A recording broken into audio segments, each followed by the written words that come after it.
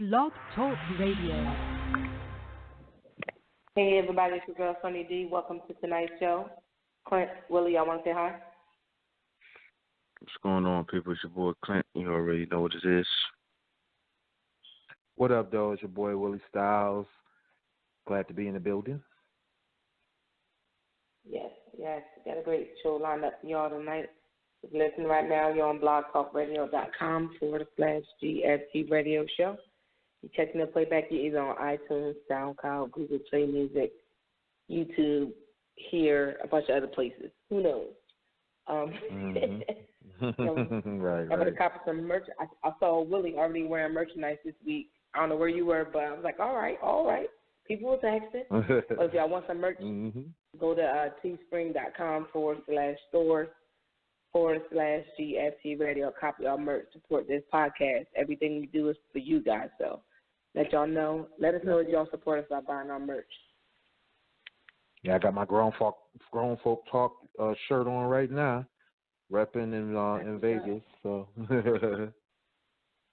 that's what it is. I forgot what it is. Huh?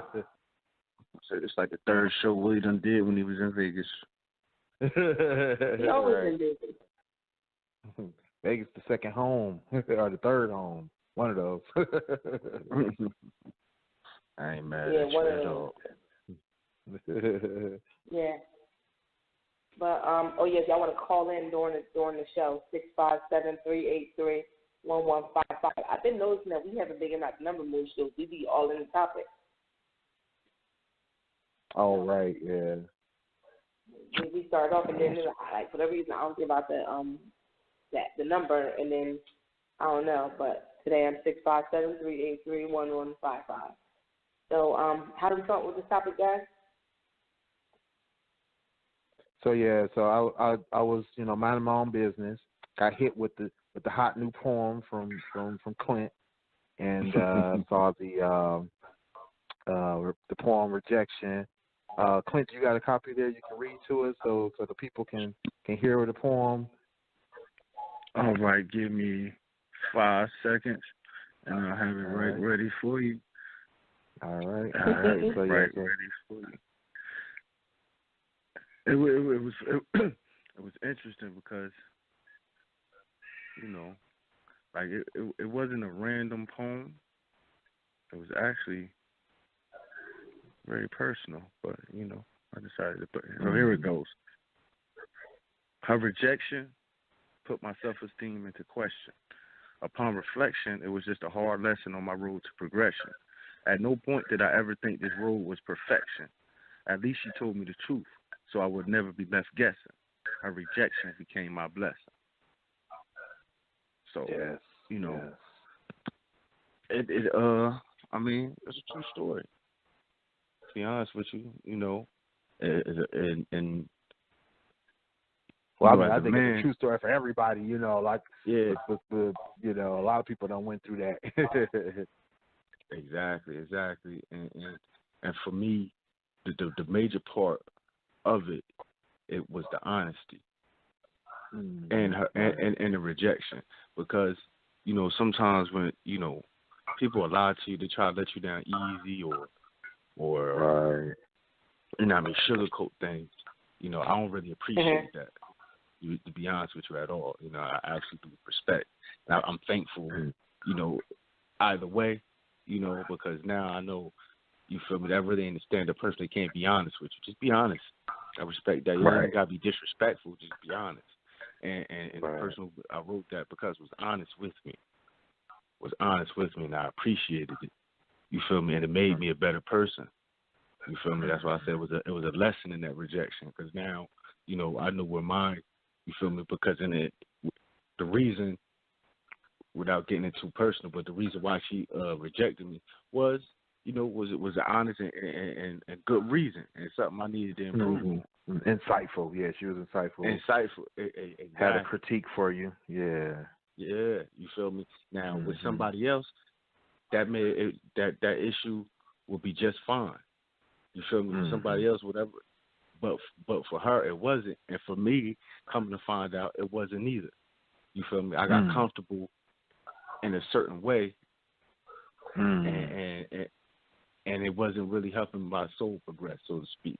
It wasn't helping me to progress. Wow. It was actually holding me back, and she pointed that out, which improved me. You feel me? Now, I thank her for that. You know what I mean? I thank her for that. So that's what made me come up with that poem. Man, I mean, just hearing that part of it, it makes me think about the fact, I mean, I know I was gonna bring it up at the end, more towards the end of the conversation, but just thinking about the fact that sometimes the rejections can be, like you said, it can be beneficial and advantageous because of the fact that you can learn something either about yourself or realize something that you didn't think was a problem or that you didn't think was an issue for you, but then it makes you realize that, you know what, I don't like that, or I don't like that I'm getting comfortable in this situation, and it can be a wake-up call, and it can be a realization that makes you decide to take a stand against yourself, I think I've been in that situation a couple of times where somebody's told me something and it made me realize, like, I knew that about myself already, but I never really took the steps to correct it.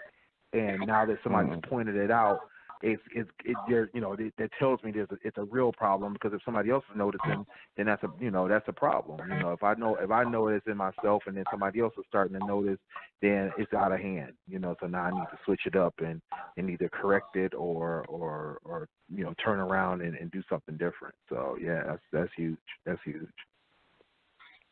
Fact. Yeah, it's funny because I think we all go through like, I've been rejected a couple of times in my life, and like Clint said, sometimes you learn from what it is, like if they are willing to communicate what the issue is without just rejecting you, and not like pulling your coattails to why, so you can better yourself. Is always good, so that way you can kind of fix the issue going forward. It may not work for them, but maybe it'll benefit you in the next relationship. Right.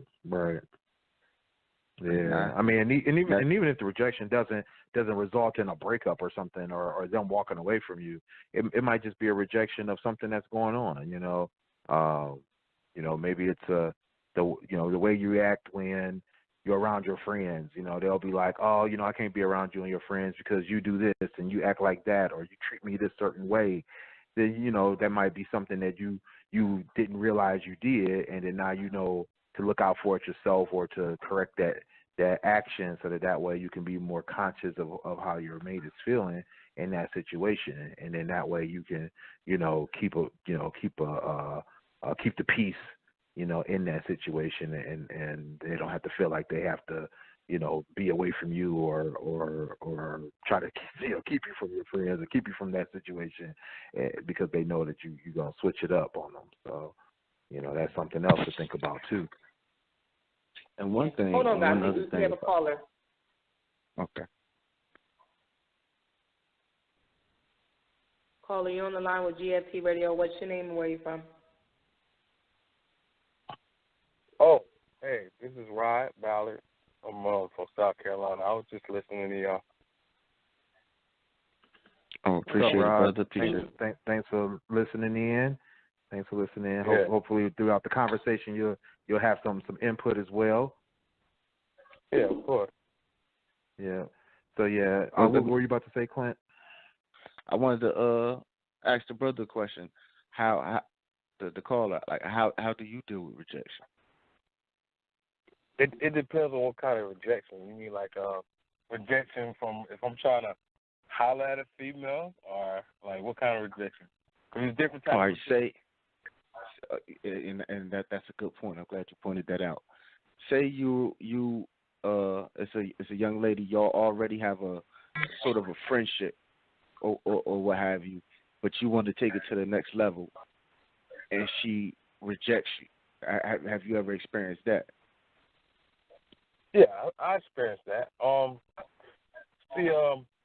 guess it depends on your mind frame, your maturity. Years ago, I probably would have been salty about it, when I was younger. But now that I'm 33, and I'm a little wiser now. If a woman tells me she's not ready, it'll probably be in a situation to where maybe something going on with her to where she won't be fully committed. I wouldn't take it as a big rejection. I just take it as a, a lesson. Like, hey, she's probably not ready, and I ain't gonna be selfish about it and be mean. So, it's different ways you can say it. I definitely agree with that. Yeah, I mean, to its point, when it comes to the maturity, I think that's not only thinking about the different types of rejection, but the different ways that you're going to handle it based on your maturity level.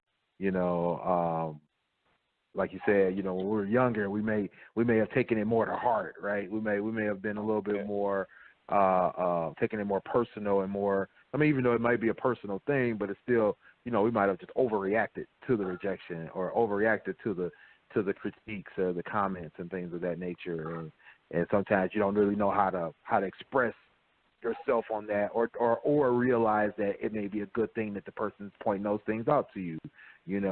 I was in a situation like what you just mentioned, Clint, where I was trying to get with this young lady, and we were and actually she wanted a certain type of relationship with me, and I thought we should go further than that. You know what I mean? So I'm thinking like, let's be exclusive, let's be, in this boyfriend girlfriend relationship, this kind of thing. She just wanted to date and be kind of free and to do what she wanted to do. She wanted, only so much of my time, that kind of thing. So it was like a mismatch in what we each wanted, I guess kind of what Rod is saying, in terms of being ready, but also I think also being interested, right? It's an interest level. She was interested in one thing, I was interested in another, right? And, I think at this point in my life, I felt like that was fine. I was mature enough to understand that you can't force somebody to be ready at the same level that you're ready at. They may want one thing and you may want another. And sometimes you just got to either play that role or make a decision that you don't want that. So, when I was younger, I might have looked at it differently, might have taken it as, oh, no, I got to push harder, or I got to, be like, no, this is what it is. And if you don't adhere to this, then we got a problem. You know what I mean? It's different ways you take things because you just don't understand the ramifications of it. I know when I was younger, I didn't understand that there was different levels of being in a relationship, that there was different things that people wanted out of a relationship. And now that I know better, because I know I've been in that situation where I've only wanted certain things from a female, or I only wanted to give her so much, and that was it, that kind of thing. So, knowing that it goes both ways, it's important, or not important. It's easier to understand now that I'm older and like you said, a little wiser and know better. Now let me ask y'all. Let me switch it up on y'all, because this has happened to me, where I have been the rejector, and in my case, and Sonny, I would like you to answer first. And in my case, no, seriously, I was honest. Yeah.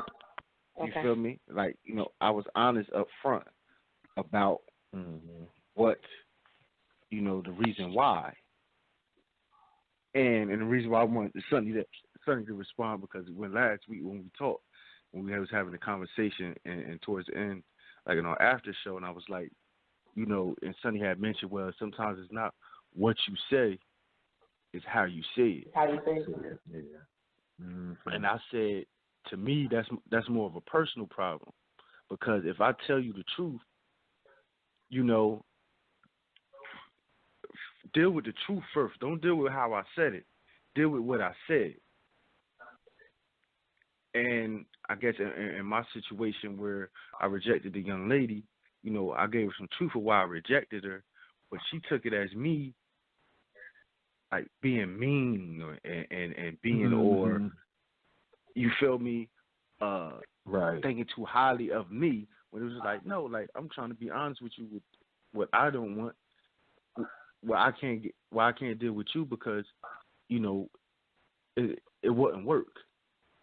You know, because we have different priorities or different, whatever the situation was. I know what it vividly was, but I just don't want to get into it. But you know, she took it and it exploded. You feel me? And then it became a whole another issue. And now me and that young lady, to where we could have parted ways and still been friendly, at least. To now when we see each other, like we can't, you know what I mean? Like we try to avoid each other. Wow. This is why okay. This is why this is why I said what I said last week. It's not what you say, it's how you say it. And I get what you're saying. They should focus on what you're saying to them. But people are emotional. You have to remember that people are emotional. And if you know her, if you've been talking to her for a while, you can kind of surmise how she's going to take it. And I'm not going to just say females are emotional because guys are too. Sometimes when you say something, your delivery sucks. As a female, like we can be very harsh with our words. And you have to take it to the point where you're like this. How can I get them to actually hear what I'm saying to them? Because you want them to hear what you're saying to them, then you have to be mindful of how you say it to them. Because I can say something to you that may hurt your feelings, but how I said it to you makes you feel a little better about how I presented it to you. Like I didn't present it in a harsh tone. I sat down, like I said, it's the difference between talking at somebody and talking to somebody. Like if you want them to hear you, you're going to talk to them versus at them. So that's why you have to and I get it. Sometimes people don't allow you the opportunity to deliver stuff in a present, in a nice bow and say, here. Some people make you deliver it in a harsh way, but if you care to a certain extent, and I think this is why my people avoid breakups, because they don't know how to not hurt people's feelings without being harsh. It's like you can break up with somebody or say something to somebody whether it's going to hurt their feelings, but be mindful of how you say it so they actually hear what you're saying, and that's why I say that. So that's probably why she took it, and plus all she's hearing is that you're rejecting her, you know. So that's another thing with being emotional about it, because she was emotionally attached, and now you're telling her no. You're rejecting her. She's not listening to the rejection. She's listening to the action. Yeah. Okay. Yeah. So she's caught up, and no matter what you said to her, your tone and how you said it just messed up what you wanted her to actually hear you say. And sometimes females do the same thing with guys. We like that's like when guys say, "What's up, shorty?" Blah blah blah, and then the girl go off immediately. Like you can tell him that you're not interested without being an asshole. But some females want to be an asshole because they, you know. Yeah, and I mean to the point too of of not, you know, what you say but how you say it. I mean, like I was in a situation where I was dating this girl and she wanted to break it to me that I needed to figure out my breath game. So she thought about how to approach me about it. And, you know, there's two ways you can handle that, right? You know, you could be raw with it and be like, dog, you know your breath stink, right? You know, or you can be loving, you can be understanding and conscious of the fact that you just can't tell somebody they breath stink and expect them to listen to you or hear you say that, you know what I mean? So, you know, she approached me, she was like, you know, hey, you know, I have been noticing that, you know, you're having a little issue here. I know you got good dental hygiene, you brush it every day, but you know, it's still, you know, it don't last that long, and you know, it's still the freshness isn't there all the time. So when she told me that, I was like, at first, you know, I still kind of was like, what? Are you trying to tell me my breath stink? You know, but I was like, you know, appreciative that she didn't come at me raw and nasty with it. You know what I mean? And so it made me more think about what I needed to do to correct it versus, you know, what she said to me. It totally became not about her. It became about me and what I needed to do. And that's what she wanted to accomplish, and she did that. So I think, you know, in terms of how you approach people about things, you do still have to be conscious about how do you how are you going to say something to approach them with it to the point that they hear the words versus seeing you yelling at, they're not yelling, you know what I mean, barking at them about, you know, whatever the situation is, so that they can listen to understand versus, you know, just listening to react. And, you know, I think some people will still react anyway, just because sometimes, like I said earlier, the maturity level may not be there. You know, they may not still see the intent and understand the love that you're trying to put behind it. But, you know, for the most part, I would think most people would understand and feel it like, okay, you know, you did your best to break it to me easily enough to understand. But, you know, it's up to me to figure out either what I want to do to correct this, or, you know, if it's something I just, you know, have to continue to do, that kind of thing. So yeah. Caller still on? Just so everybody know, my breath don't stink no more. No, I think I learned how to brush my tongue. I'm good. No, I think we just lost a caller. So if you're still listening in, you can call back in 657-383-1155. I do want to say something to. I know we talked about it, about being rejected can be a good thing. I think sometimes you have to reject people for their own good. You're not, because when you notice that you're not good for somebody, you have to reject them. Because if they're emotionally attached to you, you have to kind of reject them in a way that they actually get it and leave you alone, because you're not what they need right now. You know what I'm talking about? Yeah, I know exactly what you're talking about, because I had to experience that with somebody that I'm real close with, almost like a sister. You feel me? And that was one of the hardest things I ever had to do. That was one of the hard, because it takes a, you know, when sometimes people, and I said this plenty of times on this show before I used to, sometimes people put you on the pedestal that you didn't earn. You know what I mean? And then when you can't live up to that pedestal that they put you on, now they're going to look at you crazy. But it's like, well, you should have never put me there anyway. I didn't tell you to put me up there. You understand? Because you feel me? Because your vision or version of me isn't the actual me. Right. So first of all, you're doing yourself a disservice, and now you're doing me a disservice, because you're judging me. You're not judging me. You're judging the idea that you have of me.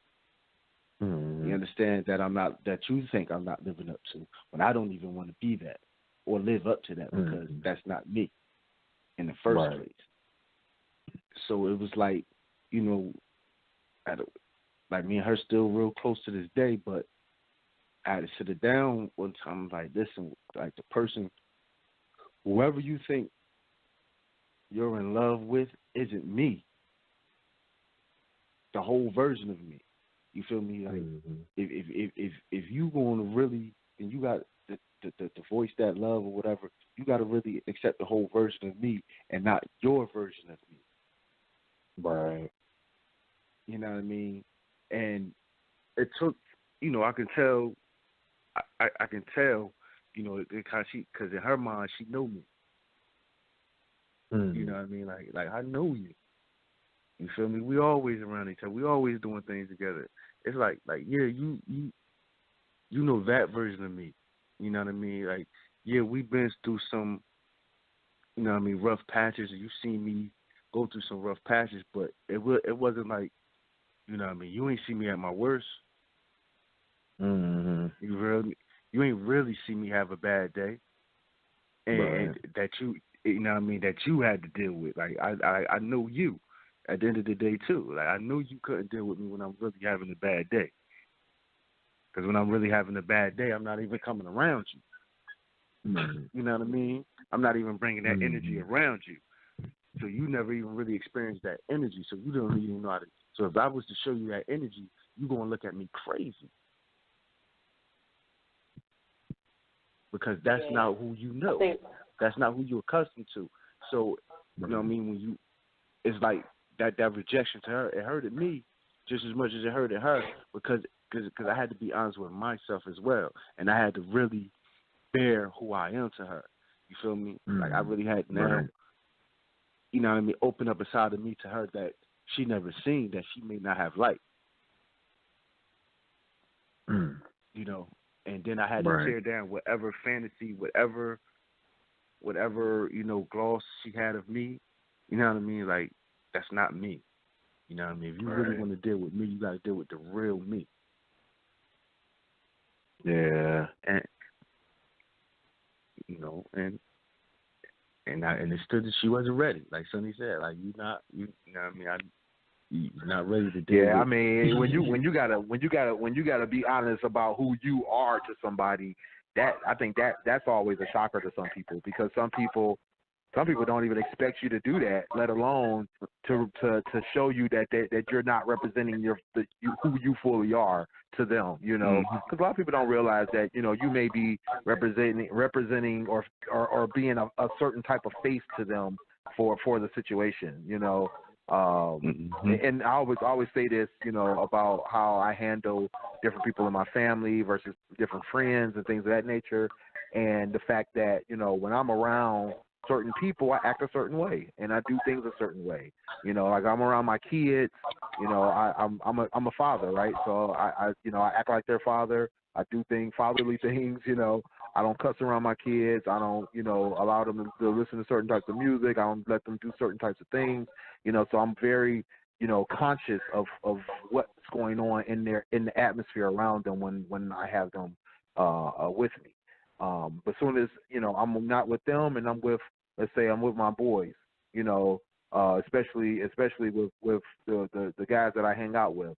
It's like, you know, I'm a whole different type of person, you know, because I'm hanging out with my boys. You know, I can be a little more free. You know, I'm a little more hood. You know, I'm a little bit more, you know, probably, you know, just like any other guy. You know, we talk about guy things. We do guy things. You know, we hang out. We do what we do. You know, but then I have female friends that I hang out with. And when I'm around them, you know, I have a different face for them, because, you know, I have to be sensitive to the fact that they're females, and the things that they want to talk about, the things that they want to do is different than the things that the guys want to do. So, you know, I'm more accommodating to them to do those things, you know, or if I'm with my fiance, you know, I'm not about to be, you know, cussing up a storm and talking about the game and all this other stuff, you know, when I'm around her, because that's what she wanted to do. That's not what she wanted to hear. So, you know, you got different faces and different attitudes and different actions for different people.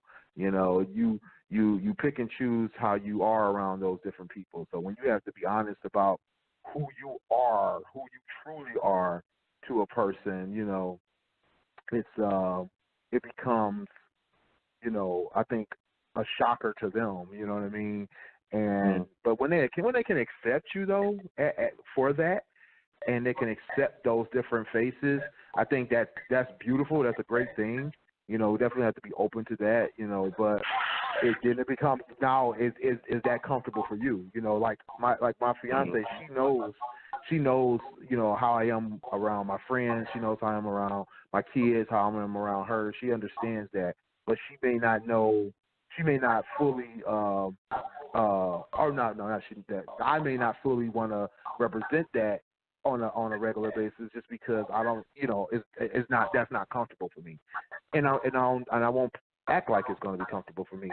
But I know she still accepts me regardless of that. She accepts me for who I am around those people, who I am around her, and that kind of thing. So that's why it's working out for us. But, you know, if you're around somebody and they're like, oh, you know, that's fine, but you can't act like that around me, and I don't think that's a good thing that you acting like that around them, then, you know, that's a problem. You know, so you got to be able to know that those people, you know, either going to have to stay in a certain box, or you just may not be able to deal with them on a regular basis. So, you know. That's a good point. I don't know. I've been... No, go ahead, Clint. No, I was just saying that's a good point. Yeah. No, I was gonna make it funny because, like, I know, I know we all been rejected, and sometimes it's not funny, sometimes it is. And I thought about, I know I mentioned this on one of our shows before about the time I was on a dating app, and I said hi to this, like, text me back and said I'm not interested. Yeah. Oh wow.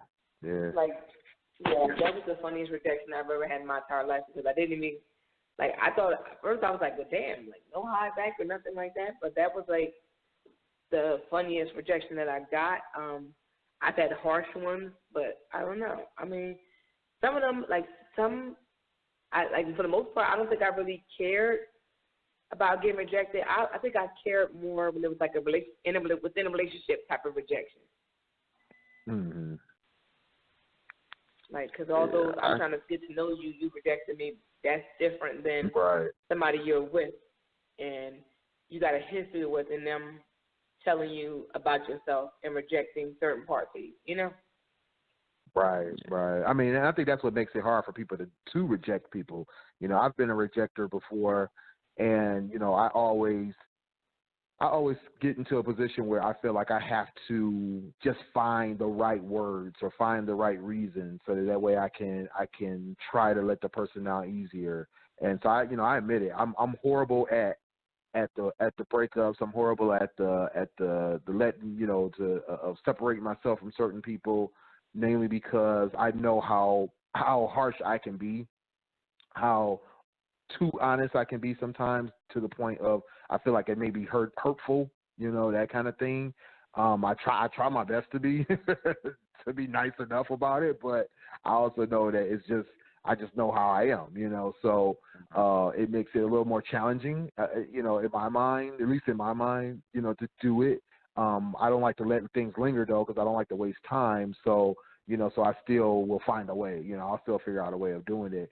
But, you know, that's the thing, is like, I know, like I was dating this woman a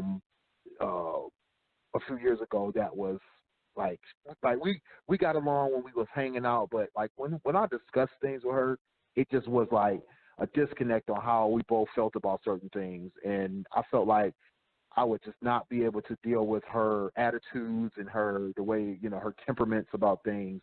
So, you know, it took me, I would say, about a good week and a half, 2 weeks, just to be able to come up with the right words and just kind of tell her, you know, that I just thought her attitude was bullshit. You know what I'm saying? Or that her outlook on life was draining, you know. And, you know, and I was like, I can't use those words. You know, I can't come to her and say, look, your attitude is bullshit to me, and, you know, the way you act is so negative that it drains me. So, you know, I'm straight, you know. So I just, like, you know, I probably couldn't really come across like that. So I had to figure out the right words to say, the right way to let her off on, but let her know, you know, that kind of thing. There was a couple of things that I just never was able to explain to her that I didn't like about her as well. But it was just because I could never find the words. Like, I just didn't like that she was materialistic. I couldn't find a good way of telling her, you're too materialistic. I was like, because that was just straight up, you know, and she prided herself on that. So I was like, I really can't find the word, you know, way of softening that, you know, because that was her demeanor. She wanted people to know that she was a trophy and that she needed to be treated as such. So, you know, that's telling terrible. somebody something that you felt is a negative, right? You know, can't even say it's terrible, because that's what she wants. That's what she wants to portray herself to be. So I can't even tell. Not that I can't, but you know what I mean. There's no need to me to tell her that, because it's counter to what she wants to be. You know, just like if somebody comes to me and says, well, you know, I can't deal with people who are techies, and, you know, but that's who I am. You know, it's like, you know, I'm a you know, technologist. I love everything about technology. You know, if you want to be Amish, you're not gonna want to deal with me. You know what I'm saying? So, so, you know, I think people, you know, shy away from being the rejecter or being the one that breaks up, because, you know, it's hard for them to find those words, or hard for them to say the right things. But it's bad when they walk away from a relationship without saying something, or, you know, you get the text breakup, or you get the ghost. You know what I mean? I mean, I had a woman that ghosted me, and it was like I just never understood what went wrong. And the crazy part for me was that we were kind of friends as well. So it's like, I gotta still deal with you at some point or another, and you haven't even explained to me what went wrong and why did this happen. You know what I'm saying? So, you know, it becomes awkward then at that point. Yeah, I think I'm trying to think. Have I been ghosted? I think I have been ghosted, I got ghosted. but it was to me I still don't know what the hell happened. exactly. But No, because everything went you know, fine. Like, it was the first hangout. Everything was fine. exactly. Everything seemed to go smoothly. It was no crazy, no weird, no awkward, no nothing. It was like chemistry. Well, Everything was flowing. you thought so. And I never got a call after that. I thought, well, damn. Yeah. But here's the thing on how. See, I don't know if I. Here's is why I say mine is weird. Is because like we both stopped. You understand what I'm saying? It's like they ghosted you and you ghosted them at the same time. Yeah, but it was like I don't know. It was like everything was cool, like how Sonny was saying. Everything was cool. And like I remember, I vividly remember our last conversation, and it was cool. It was cool. It was like all right, you know what I mean? But it was just something that ain't sit with me, and that's why I said communication is always, and I guess that's why I never responded because. After I hung up, I remember hanging up the phone, and I was like, I don't know, but I'm gonna wait for her to call me again. I'm not gonna call her no more. You feel me? So one day turned into 2 days, 2 days turned into a week turned into a couple weeks, couple weeks turned into a month. Now it's been like 2 years. Still ain't got that call back. Still ain't got, and she didn't either. Right. You feel me? So it was like, yeah, I was like, I don't know why. I never even tried to even call back just to see how she was doing, or she never. It was just I don't know. And like I said, everything was cool. Our interactions when we was in the same vicinity, everything was lovely. You know what I mean? But I guess it was somewhere along the line, it was a disconnect. It's just that it was never spoken on. Right. You know what I mean? That's why I always say communication, even with like just the tone of this conversation about rejection, is all about communication. You feel me? It's all about how you communicate, being rejected, rejecting. You know what I mean? And so sometimes, you know what I mean? Like we said, we don't even know why. We don't even know why. Right. Yeah, that's crazy. I don't like being ghosted. I mean, not that it bothered me as much, but now I think about it, I'm like, what the fuck happened? I haven't thought about this in I don't know how long. I had to call him. Hey, it's never probably not even saying. Right. Well, you know, I like the one girl. I actually ran into her like a couple of years later. Like it was weird. It was like we was out and about, and I think I was with either my kids or I might have been with my ex-wife at the time when we were still married. And I saw her and she saw me and she used to act like she was happy to see me. Like she was just like, oh hey, you know, she was like chopping it up and everything. And I'm like, bruh, like what happened to you? Like I just didn't even understand. But I mean I had moved on of course, but it was just like you said, Sonny, like you just be thinking like what happened? Like, you know, and I mean, I don't think we really even talked about it because when we saw each other, we just was like, you know, cool, good seeing you. You know, like I said, we were friends, so it was like, it wasn't like there was animosity to a point, but it just was like, dang, you know, I just always kept thinking like, what the heck? what did I say something? Did I do something? You know, or was it her or what? You know, so it was always like, what happened? But you know, I mean, what I ended up thinking was like, you know what, it's just one of those things, you know, just wasn't meant to be. You know, I just kind of chalked it up to that, chalked it up to people not being ready, you know, and left it at that. No, I want answers now. Now you want answers? Sonny about to make a phone call after this show, apparently. Oh, God. I can't. Now he probably got a girlfriend and all the love and everything by now. He probably already went half on the baby or something. Yeah, I feel the same way. I feel the same way, Sonny. I need answers. Yeah, like what the fuck? Like what did I Yeah. like? Cause I could see if it went awkward, and I can see that because I've had awkward dates and it just didn't work out, and I get it, and I like that makes sense. But if the chemistry, the vibe, and everything seems copacetic, it's like, how does one ghost you? Yeah, Why? yeah. What would be the reason? I'd rather a mutual rejection than a ghost. Yes, Yeah. mutual.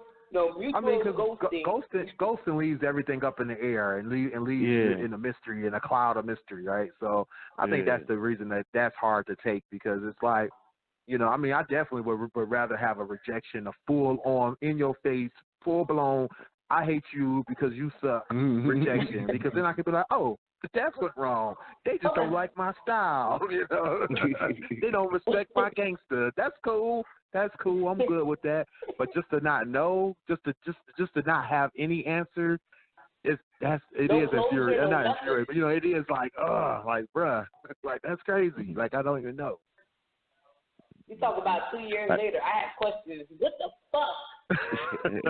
Word it up. I don't care 2 years later. I don't care.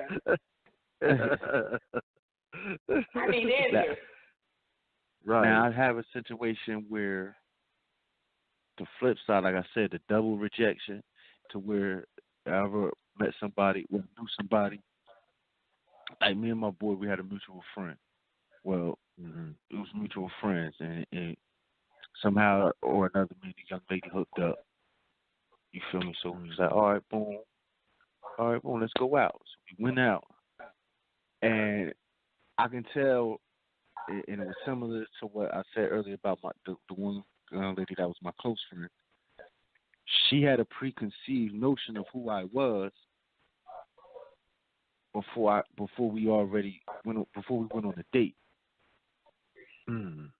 Or whatever. Like she had an idea of who I was, and she anticipated me being a certain way. And then on the same token, I did the same thing to her. The reason why, because we communicated a little bit, but we got our information of each other from a third party. Oh, the foundation. We got the foundation from the other person, from a third party. So whenever we interacted, it was cool, but it was really still based off the information that we got from a third party. So then, the time when we finally got together and we go out, we realized, well, hold on, you're not really like that. So now the date is awkward because both of us have two different anticipations and two different ideas of who each other is.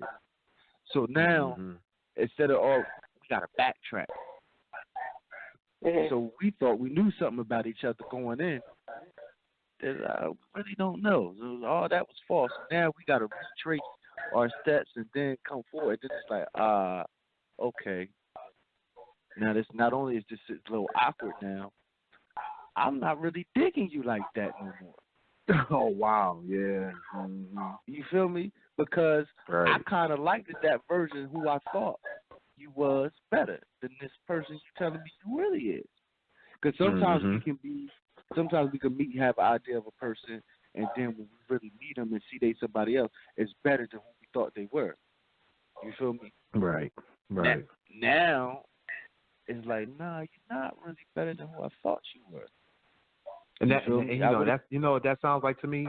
That sounds like y'all both had a face, a different face for the person, that third party, than what y'all were willing to show each other, or what y'all were trying to show each other. So I think that's the thing. That's the difference. Because people have a certain expectation or estimation of who I am based on what I show them. And that's anybody. Everybody has that. We all do that. But then when it comes to actually seeing you in your true form, or in the form you're going to show to a date, it's a whole different ball game. A whole different ball game. Exactly. Exactly. I try to tell people it's different. It's different. Us being friends, that's why I say it's different between the male and the female friends. And then when they try to take it to another level, it's a difference. You know what I mean? Shit change. Shit change. You feel me? Because I'm not going to be able to operate with you on the same level. You know what I mean? Like the conversation's different. The disagreement's going to be different. If we're friends or if we're intimate, you know what I mean? Because everything changes. Everything changes. So that's what that situation taught me. Like you said, it's like we weren't purpose, and it's sometimes like it's not purposely putting on the front for somebody else. It's like, all right, when I'm dealing with that third person, that third party, like we dealing with each other under certain circumstances, under a certain framework. You feel me? Like the basically was my best friend, one of my close friends, his wife, or whatever. She was the third party. So So yeah, and then that the girl was actually her friend. So what I had to explain to my friend's wife is like, you know, who you think I am? Like, you know, I'm not gonna be with her who I am when I'm around y'all. You feel me? It's a whole different vibe. Right. It's a whole different vibe. You know what I mean? Like, so, you know what I mean? It's like when I'm with y'all, it's more family. Right. Let's say, yeah, exactly. It's like a more of a family vibe. It isn't, you know what I mean? It isn't like y'all are married. You know, my friend like I'm gonna say, yeah, like y'all married. Like when I'm around y'all, we around the kids and stuff. So you gonna see a whole different person to me. It's gonna be a whole different person. Like when you meet Clint, all the other Clint different. Right. Yeah, like Clint different. Yeah, you know what I mean? And prime example, you all know the business of transportation I do. So, you know what I mean? Even Sonny mentioned it one time on here, you know what I mean, jokingly. When I came to pick her up, give her a ride before, she was like, oh, y'all got the car? He was like, yeah, sweetheart, and all this type of stuff. That's me. That's part of the business, too. Now, I'm trying to make you feel comfortable. I'm trying to, you know what I mean? I want everything to be nice, so I'll get that call back. So I'll get the recurring business. This is part of the business. You know what I mean? So some people, just like how Sonny was joking, but it was other people take that serious. Oh, he's flirting with me. Yeah, he's flirting with me. Oh, he like this. Oh, he really like me. And then when I'm like, oh. Like, nah, this is just business. I don't mix business with pleasure like that. Then, you know what I mean? It's uncomfortable. It'd be uncomfortable. You know what I mean?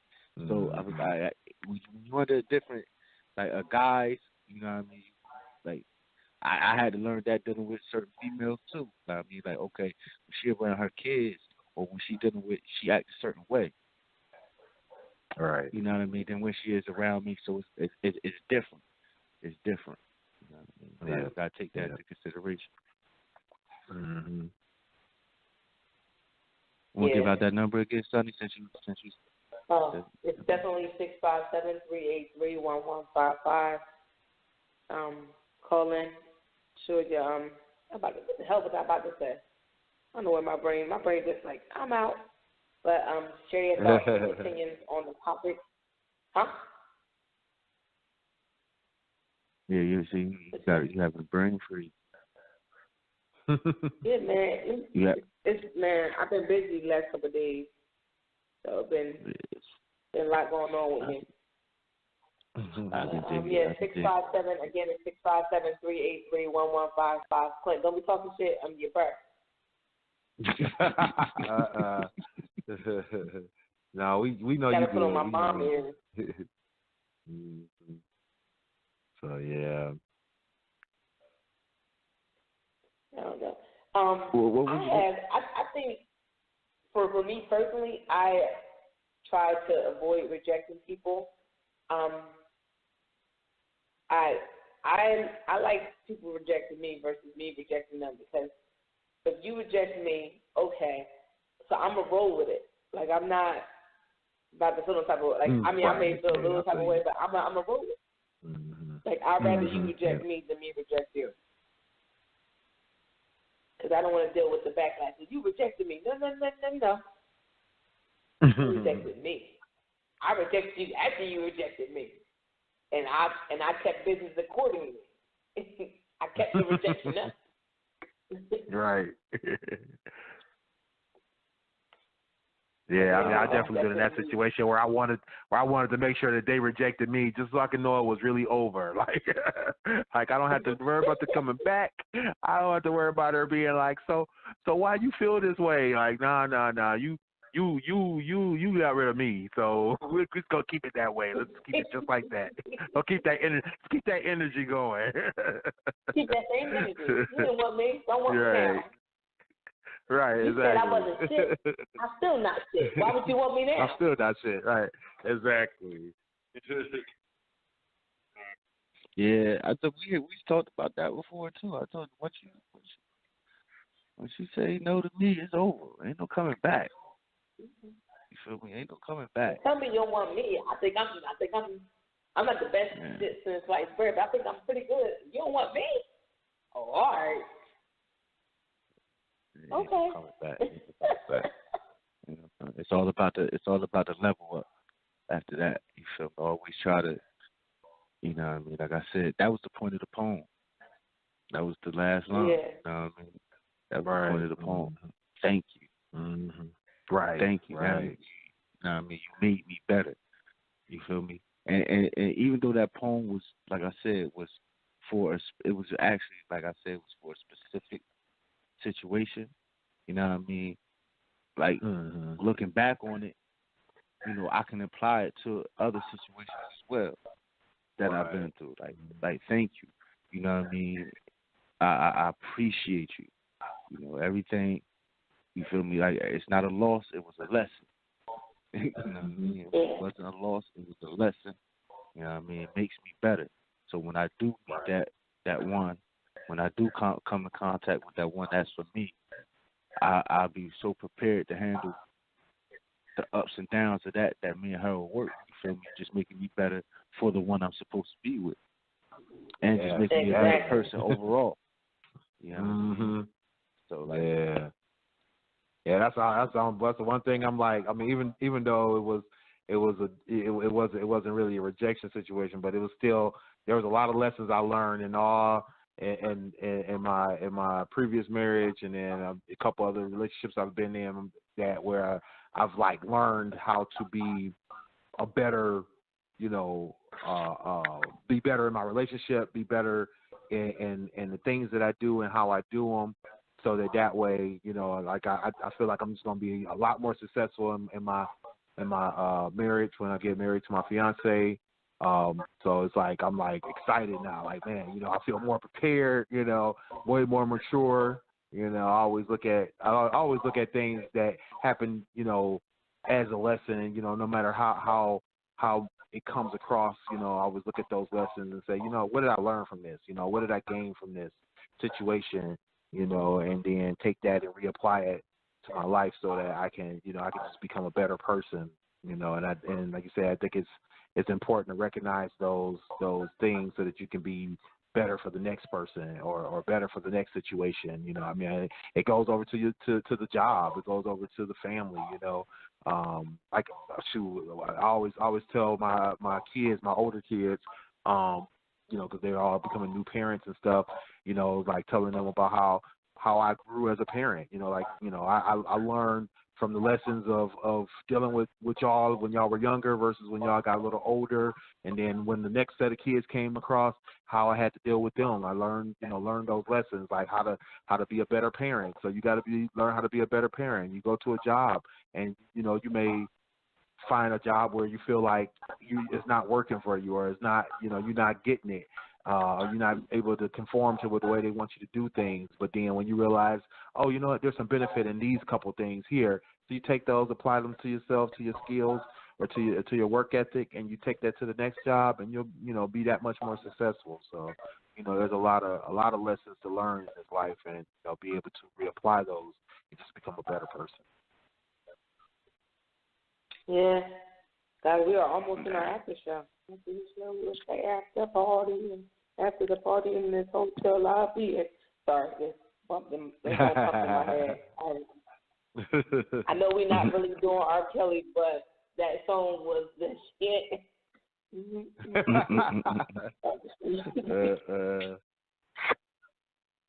top of my head made me rock out. But yeah, I didn't I don't know. I know we talked about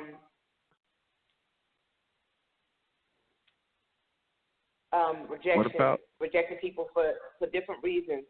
But my question to you guys is, what was one of the most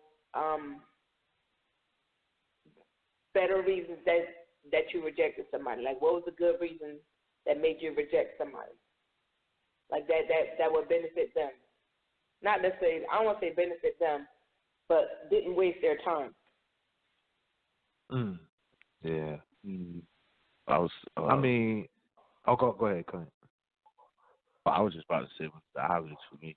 You know, I mean, y'all remember for over a year and a half, I was on here saying like I'm not interested in nobody because what I was dealing with physically and going through. So like, you know, it was easy for me to reject any advantage from any woman. It was easy because like I'm trying to get my life together. So I gotta get my health together. You feel me? So, you know what I mean? I felt like I had a legit valid reason, like I'm not interested because I don't have faith. I'm sorry, even now, like I really don't have faith and maybe it'll change and it may sound bad.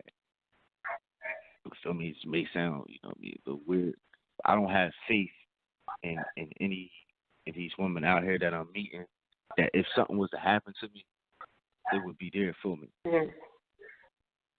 You feel me? And that's the basic. And you feel me? And it's like the whole goal is to get married. And when you talk about the vows, they say for better for worse, for sickness and health. You feel me? And from my observation, if I see it, like I don't really believe because I don't see it. I don't see it. I don't see people built like that. You know what I mean? It was real easy. It's like if my health ain't on point, like I'm really not interested because I know as soon as something go wrong with me or I get it out of pocket, you feel me? They out of there. So that's how I just looked at it. Wow. Man, that's tough. Man, that's real tough right there. I mean, I never thought about it like that. I mean, I've kind of thought about, especially because I'm getting a little older. I'm a little bit older than y'all, so I'll be thinking about this a little bit more and more now. So it's like, I definitely feel you on that. How it's hard to think that somebody will want to be there for you when you're at your worst, right? Especially when it comes to your health, because it is so easy to walk away from a person when they are sick or they have issues that limit what they can do and how they can do things. So I definitely feel you. That's a tough one right there, brother. That's a tough one. But it's you got to protect yourself. You got to think about the future of that. But I think not to try to change your mind or nothing, but I'm just thinking out loud that I think sometimes you do also have to just trust in telling somebody, hey, look, I got this issue. And if you feeling me and I'm feeling you, you got to realize that this could come up in the future, and this can be a problem. Not even the far off future. We're talking near future. We got we got or you got to think through how are you going to handle me in this situation. Should I go south in the next 2 years, 3 years, 5 years, 10 years? Think about that. Don't feel like that you have to give me the right answer or that it has to be the answer I want to hear. What's going to be honest for you to realize that, you're going to have to deal with this if you're going to be with me, so, maybe the best approach about it anyway. But, I feel you though, good advice. You have to be protective of yourself about that. Yeah. But for me, I mean, from a perspective of, and make sure I got the question correct, Sonny. You're saying, what do I think I've done to reject someone that was beneficial to them? Yeah, or you. That like you. Or me. Oh, okay. Oh, I mean that's that. I think the easy one there for me was was with my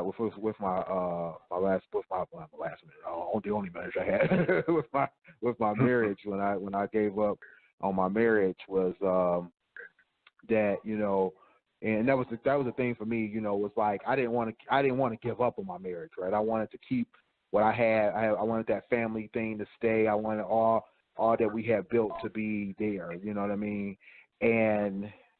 But I had to make a decision based on not just how I felt, but how I saw things going into the future, you know what I mean? And I felt like, you know, I mean, I guess it came down to trust factor, but it was also just in the intent, right?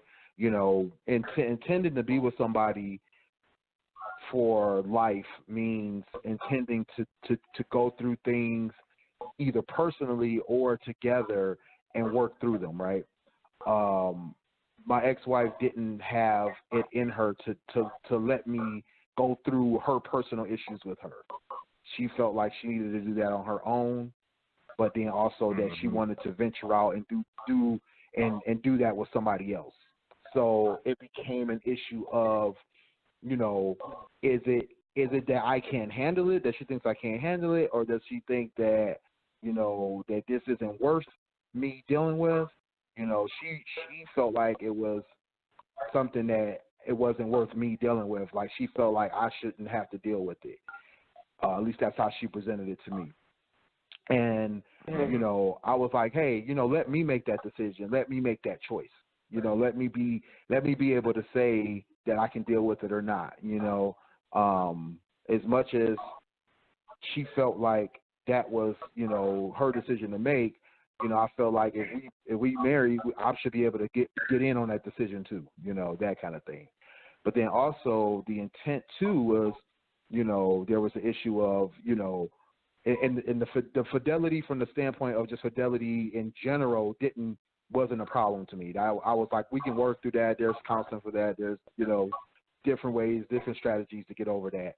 But the problem was that the fidelity hadn't ended, and she wanted to keep pursuing, you know, what she was pursuing. And I was like, you can't tell me you want to be with me, but then continue to pursue somebody else. You know what I mean? Yeah. So it was, for me, that was the realization for me that I couldn't just continue to keep hurting myself by continuing to stay in this relationship, and that I needed to find somebody who wanted to really be with me. You know, not only telling me, but also the actions. You know, they always tell you, and I'm a huge fan of this one, is when somebody show you who they are, believe them. Believe them. You know, and you know, because they can tell you stuff all the time. They can say things. They can write stuff down. They can give you the best answers. But when it comes to their actions are what's going to really speak to their intent. You know, and when their intent and their actions don't match up with their words, believe those actions, because people lie all the time. You know, people will tell you things to make you happy, or to make you feel good, or to just give you the answers you want to hear. They'll do that all the time. But when you see their actions, when you see how they move and how they operate, believe it. Roll with it. And so I believed it, and I rolled my ass on up out of that relationship. So, you know, and now I found a woman in a situation I want to be in that's much more what I want, and you know, she's the person I want to be with. She's got everything that I feel like I need in a woman, and you know, and she's here for me. So, you know, that's what I wanted, and you know, so now I have that, and like I said, now I can be a better husband for her, you know, and I can take all the things I've learned, all the mistakes I've made, and I can now flip those into benefits of things that I know what not to do and what to do, and do that for her, you know. So I'm good. Hold on, guys. I'm pretty sure I know who it is. Hold on. Caller, you on the line with GFT Radio. Hey guys, how you doing today? What up, dog? What's going on, Dan? Hey, yeah, I got a great story. I had a nice young lady I was engaged to, who was when I was living in Florida, Will. beautiful woman. She would do anything for you, you know.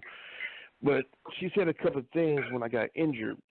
Back in 2004, I was rearing in a car accident, and it was very hard for me to walk, do my work and everything. And a couple of times she was kind of frustrated, you know, trying to help me out, paying bills and stuff like that.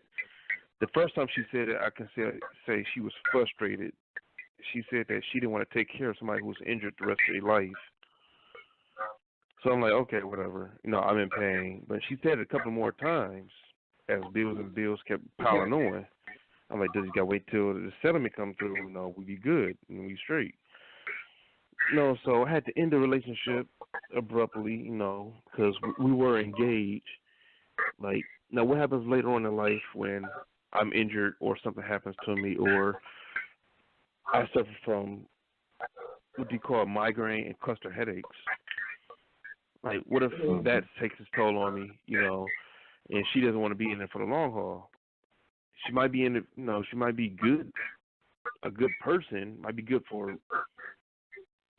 somebody else maybe, but not me, because I can't be looking over my shoulder like wondering if she going up and leave me because I'm injured or unable to perform like I should or want to. Right.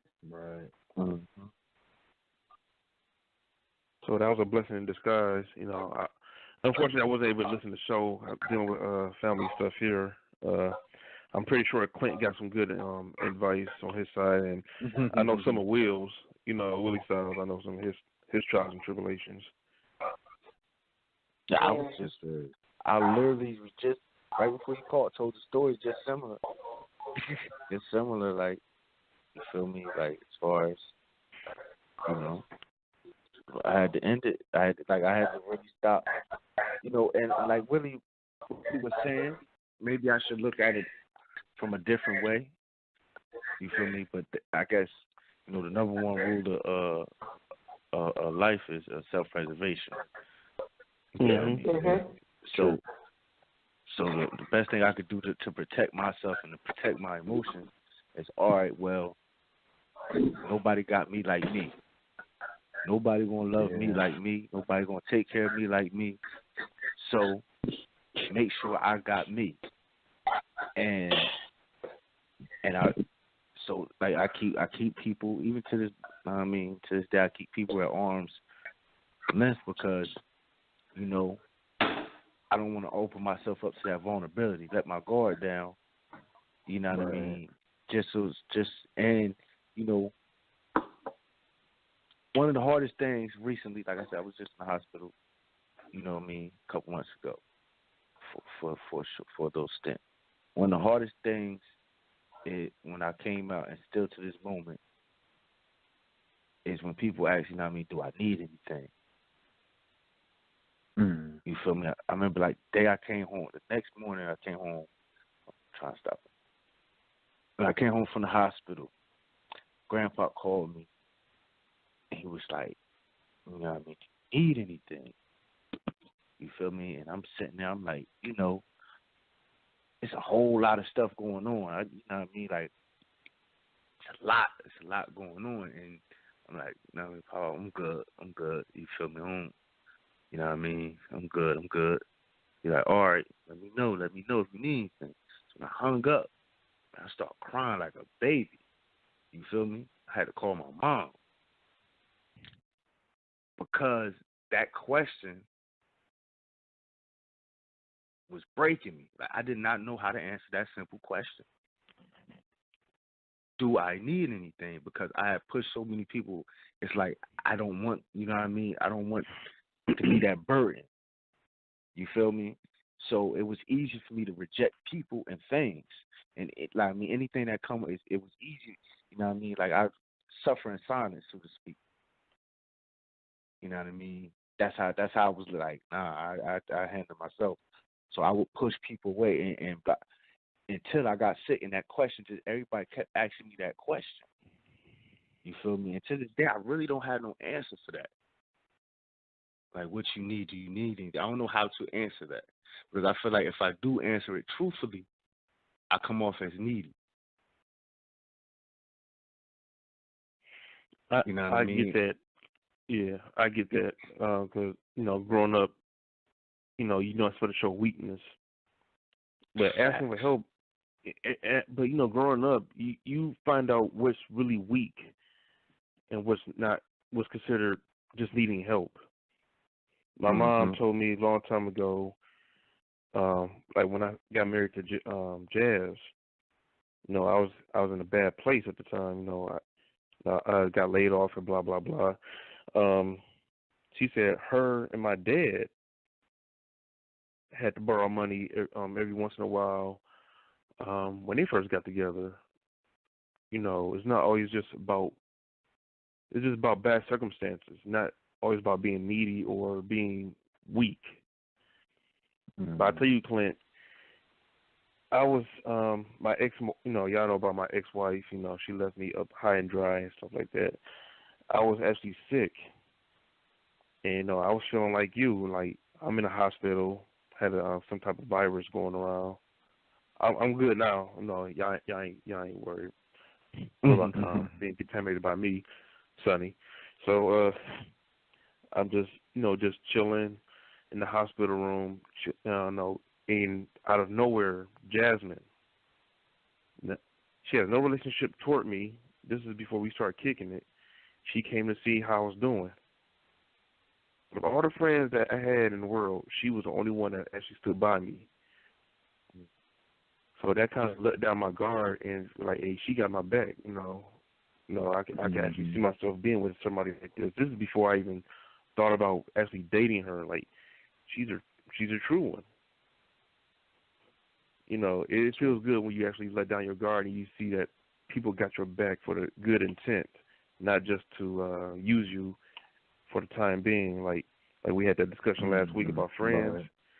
You find out who your real friends are and find out real relationships. This is one. Yeah, when it's hard times, that's true. Yeah. And right. Well, 'cause I know it's hard times truly revealed. Truly revealed who was who and what was what. You know what's crazy? Who was who and what was what.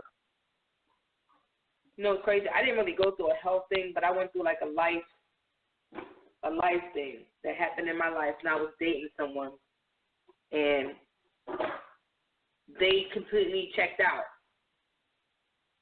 Like, you know how you go through something and you trying to figure out how to process it, and it's like a devastating thing that you're dealing with, and you basically let them know what's going on and that, I need to deal with this, and then that person allow you, because you're basically taking it, you're like still dating them, but you're like taking this, like you're dealing with what you have to deal with, and that person is not there. Yeah. Like that's like when you expect them to be there, they're not. And it's like when that happens, it's just like, support. Wow. Yeah. Like when the shit hit the fan, you weren't here. Yeah. Like that shows. It's sad when that happens, but it's like that shows who they or not. Yeah, it shows their true colors and their true intents. And then sometimes, like I was in a situation to where,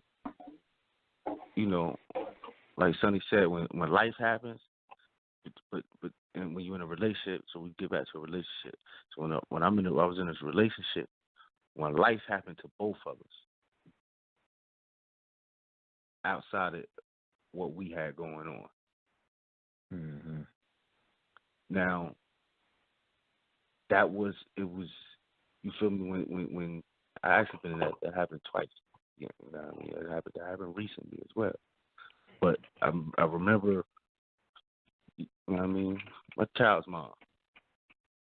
When we end up going through something, when you already have your own issues within the relationship, but then outside of the relationship, y'all, we're both individuals, and individually, stuff in our life start happening.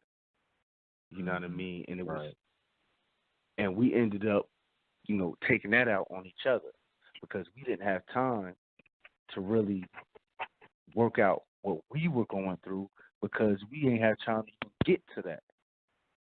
You know what I mean? We ain't had time to get to us because we were losing. Like I didn't have time and she didn't have time to get to us because I was losing me and she was losing her, so to speak. Mm-hmm. You know, and it was just crazy. It was just crazy. You feel me? Because you know you end up taking that out on each other. You end up now as a sort of a because I can't help you, you can't help me. So now it's a resentment. You know what I mean? Now it's a resentment there because, like, what are we doing here? Like, why are we even together? We can't even help each other. We can't help ourselves. Right. You feel me? Like, so what are we doing? Now, I mean, we're just wasting our time. So now we end up rejecting each other. You feel me? Right. So looking back, that probably was the time when that's when we should have came together. But but like I said, like you said, hard times reveal was what? You know, and that revealed to me, all right, we wasn't built for the long haul. If we couldn't get past that, then we wasn't built for the long haul. Right. You know what I mean? So it was probably best that happened because I guess that was the way of life showing us, all right, y'all not meant to be life partners. You feel me? Yeah. Because y'all can't handle it together. Y'all can't work it out together. Pressure makes diamonds or dust. Exactly. Right. Yeah, exactly. Yeah. I'm waiting on my diamond though. But I'm gonna be honest with y'all. I just don't see it. No, I think I'm at the point where I out there, just feel bro. like Your diamond's out there. single forever. Yeah. I'm at the point where I think I'm just gonna be single forever because I mean, what the hell's going on in my goddamn life? I'm dead serious. I truly like when I tell people that like I'm almost content with it. At 36, I know it sounds crazy to be at 36 to be like, you know what I mean? Like I'm almost content with like, yeah, I'm into. It happens when you're not looking. That's what happens. That's when it surprises you and like, wait a minute, how'd you get here? Like I was just chilling with, we were just hanging out, we were just friends. The best kind. Yeah, that's the best. Yeah. That's the best one when you're not looking. Mm-hmm. I wasn't looking for my diamond I got now. She just fell in my lap. Like, wait a minute, I was chill and now we got kids. She set that up. I don't know why you don't see that, bro. She set that up. Yeah, I was about to say I'm that. trying to give her credit. I'm trying to give her credit. I'm trying to get those bonus cards. She pulled you, bro. She pulled you. I see the big age difference. She wanted that Social Security. I'm poor.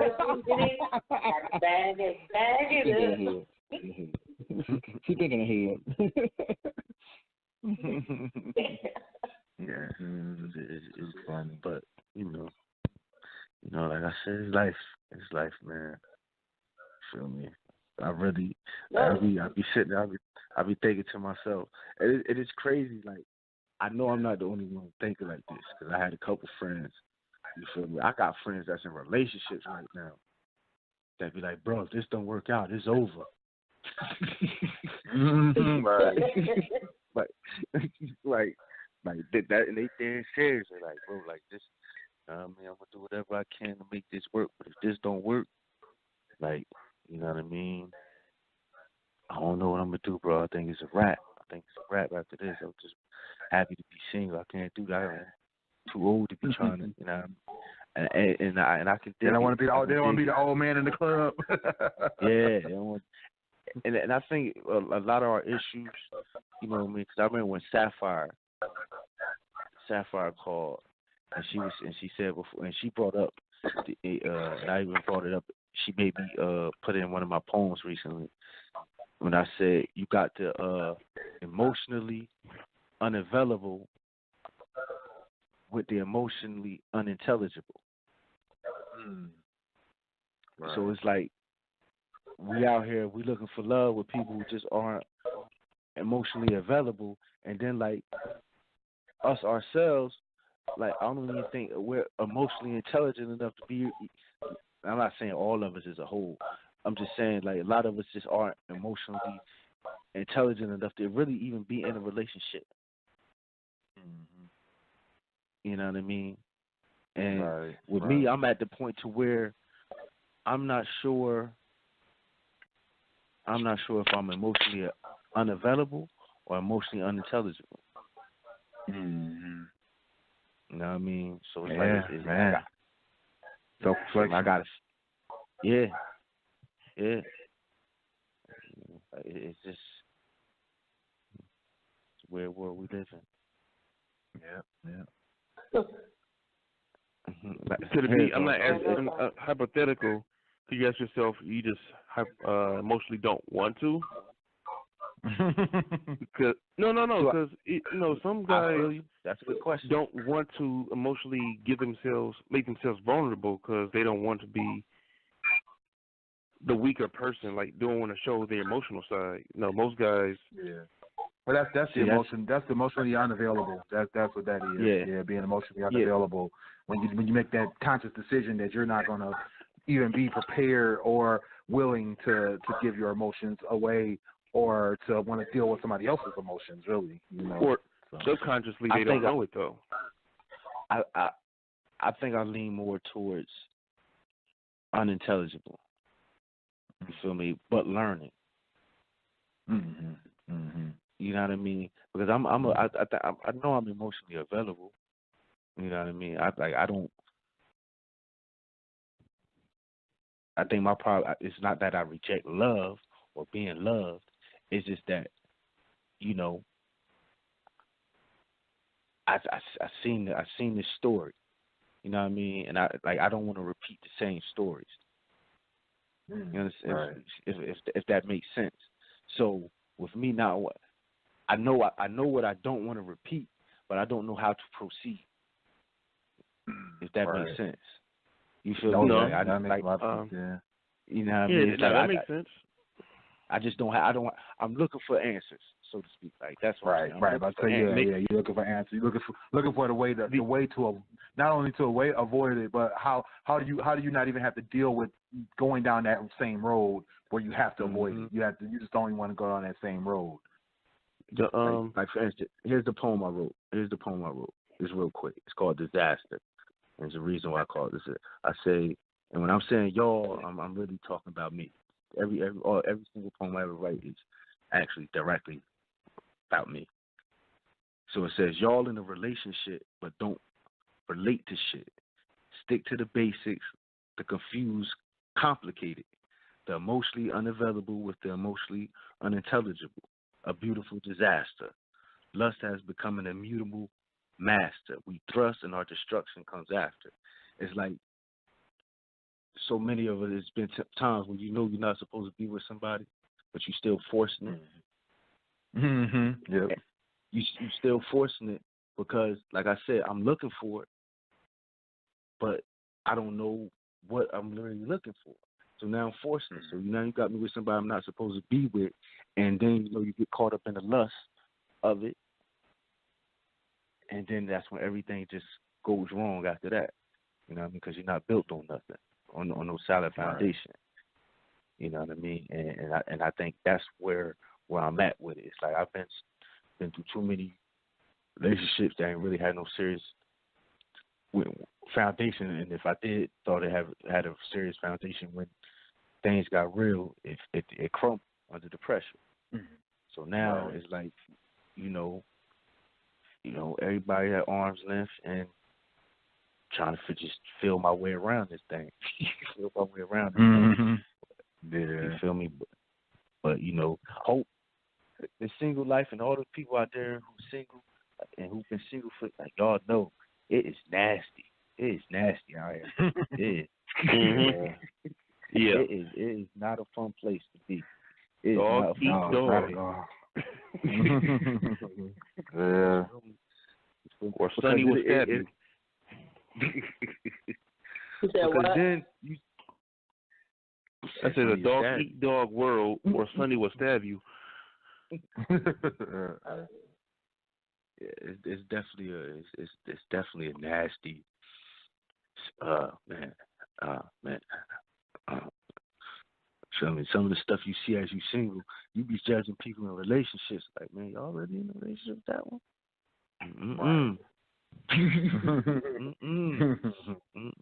Couldn't be me. Sometimes when Couldn't you be get me. to places, you glad you're single. Like, That's Yeah. what I'm saying. I've seen that side too. Yeah, like Like, I'm going to stay single. The but niggas then- ain't living right. They over here. Yeah. But you ever see those people who always argue and seem miserable, but you be like, hey, why y'all, man, what do you mean we're together? We love each other. What? I can't tell. Right. I'm just asking. Right, No, I'm just making sure y'all good. I think that's the relationship I'm destined for, though. That's the crazy part. Oh, That's man. the relationship I'm destined for. Like, there's Like, somebody you I'm will get around. somebody who's The intellectual. self-deprecating just relationship. Like, we just cuss each other out. And you're like, I love you too, baby. Cuss each other out random. Yeah, I love you too. You feel me? Yeah, everybody Right. looking at him. What's wrong with y'all? Like, this is how we do. You feel me? Right. This is how we operate. You feel me? This is our love talk. Right. No, I want That's the that spice Marie for the and her relationship. husband from Everybody Loves Raymond type of love. Oh, my God. That used to be my show. You're That, right. that was my show. That was my show. Marie and Frank relationship is where I want to be. Mm-hmm. But we got to get ready to wrap it. We got less than 4 minutes. We don't want the lady coming on and yelling at us. Right. Actually, 3. We already Thanks know. for having me on, guys. Y'all catch it easy. Appreciate you, bro. Appreciate you, Dan call every time. Thanks, man. Yep. Keep your heads up. You already know. Y'all know it's your boy Clint, a.k.a. Smooth. You know what I mean? Y'all can hit me up on my blog, akingstruth.com. Find me poetry. I just did another interview on there. Local artist, R.E. Room. And, you know, I'll let your boy. It's your boy Willie Styles. Get at me at Willie Styles everywhere. That's STYLEZ. WillieStyles.info for all my links. And, of course, it's your girl, Sunny. I am Sunny_D. Instagram, Snapchat, and Twitter. You can catch me on my blog, unreservedlyme.com. Thank y'all for listening tonight. Definitely go to our website, gstradioshow.com. Like our Facebook page. Follow us on blogtalkradio.com/GST Radio. We're on IG and Twitter at GST_radio. Hit us up on SoundCloud, iTunes, Google Play Music, YouTube. We're everywhere, so find us.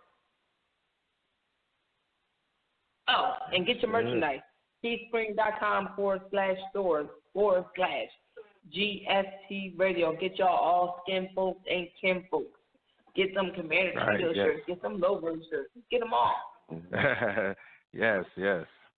Get those. And also, when y'all visit our pages or GFT Radio, Facebook, or IG, leave some comments. If y'all have any topics y'all would like us to discuss, you know what I mean, share them with us as well. And we'll talk about it. You feel me? If we feel as though it need to be talked about, we will talk about it. Yeah, we're willing to talk about almost everything. Yep. Word up. See y'all in 7 days. Bye. Holla.